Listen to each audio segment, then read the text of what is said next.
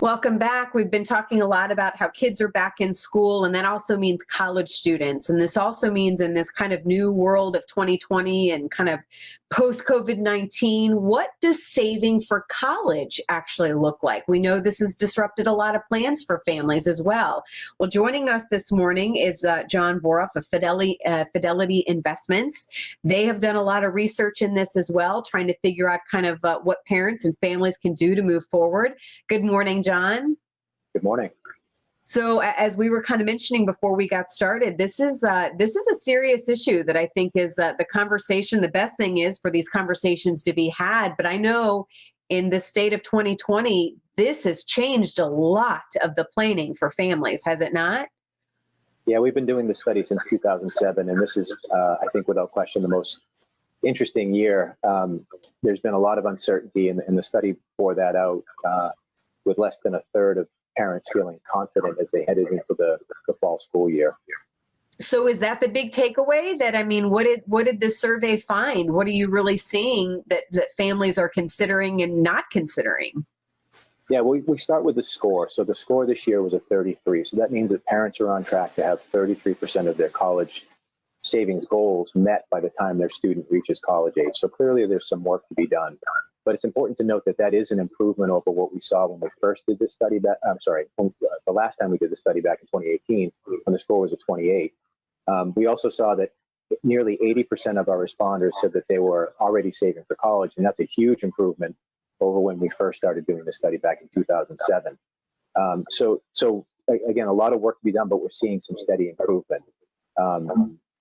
Again, we have to acknowledge that it's been an unusual year, and there have been a lot of different impediments to saving this year that we don't normally see.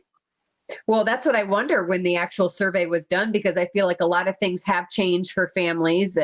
What do you really recommend families if they, and I don't know if we want to talk about age group here, but if you have kids at the home planning to go to college, of course, it's never too late, but what should families know when it comes to saving?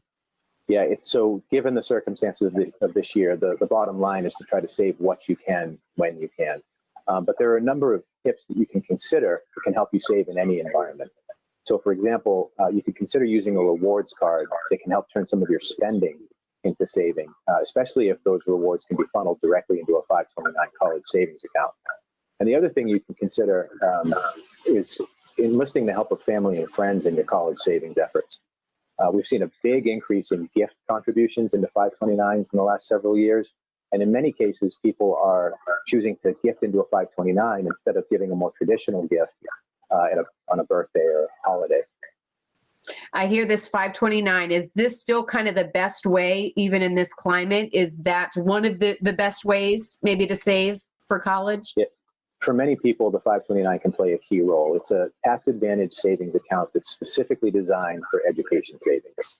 So assets grow tax deferred, and distributions are made tax free as long as they're used for qualified education expenses.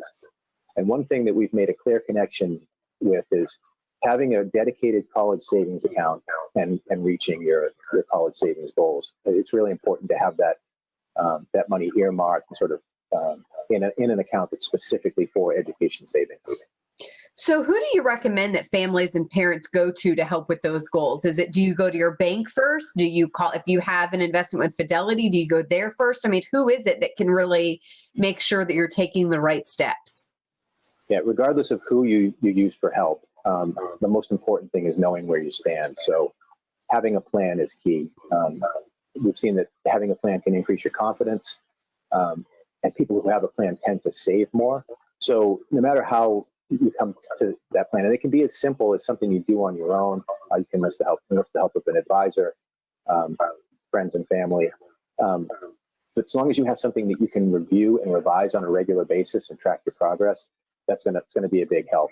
And there are a number of free online resources you can use to help you develop that plan and then track your progress, and also to determine how much you can save based on your individual circumstances. Yeah.